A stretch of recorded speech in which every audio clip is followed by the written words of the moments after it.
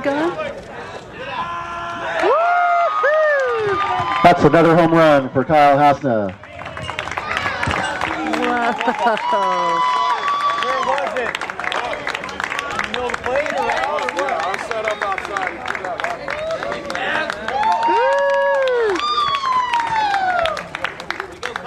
Good job, Kyle. Not batting.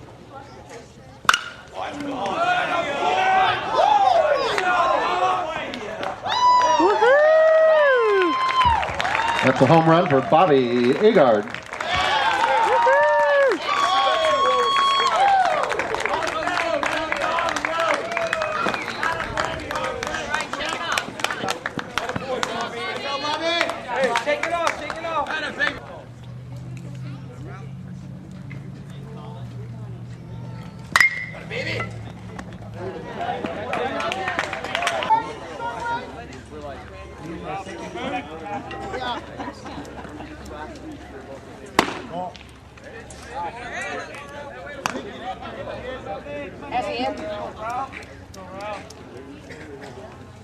Mo, couple, Mo.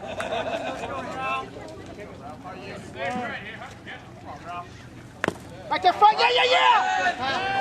Go, Tommy!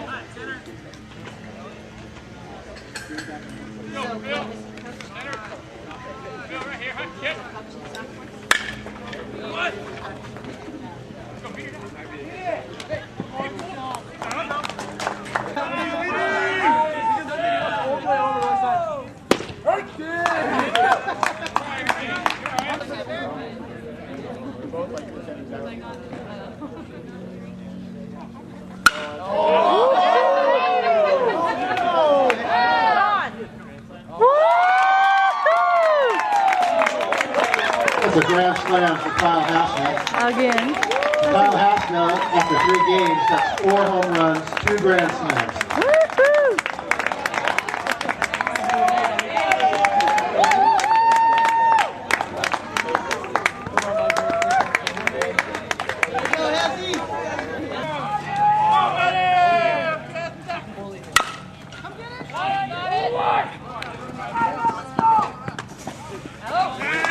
I'm here with Alex Flores just after the game, after the Tracy High Bulldogs defeated the Golden Valley Cougars by a score of 10-3 after 7 innings.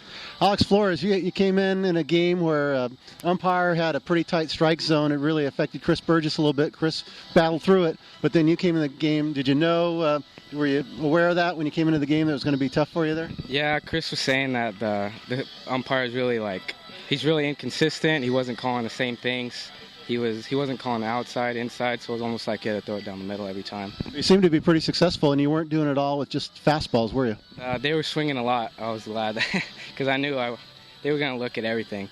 So the curveball was working today, and the fastball I was just trying to throw it down the middle or low a little bit so they get some ground balls, and it worked pretty good. Well, congratulations. That was really good middle relief. All right, thanks. I'm here with Coach Crivello and Tony. It's only 3 games into the season, but you've seen a lot of pitchers now. You've been rotating through. What's be your early assessment on the pitchers? I think overall, we're developing some guys. I think we're walking maybe a few too many guys in the games, but overall you can see our pitchers have some pretty good stuff. They're pretty strong. And overall, I think our development's where I want it to be at this point. Seemed like your pitchers overcame umpire with a pretty tight strike zone today. Yeah, but that's just part of the game. That's to be honest with you, I think that's good for us. When you're pitching and everything's going your way, it's easy. But when things start going your way, I think that makes us better. I think for Burgess especially, to come back after a tough inning, I think he grew as a pitcher today. And then finally, it's still early in the season, but will your approach be to give your pitchers like 2 or 3 innings here, or will you start opening it up a little bit more, or how will that go? We're going to try to develop guys and see who kind of takes charge. I think Alex came in and did a nice job. Initially we were trying to go 2 innings with him today, and he just threw well, so I wanted to extend him just a little bit more. So, we'll see. We'll kind of let the games dictate. Thanks, Tony.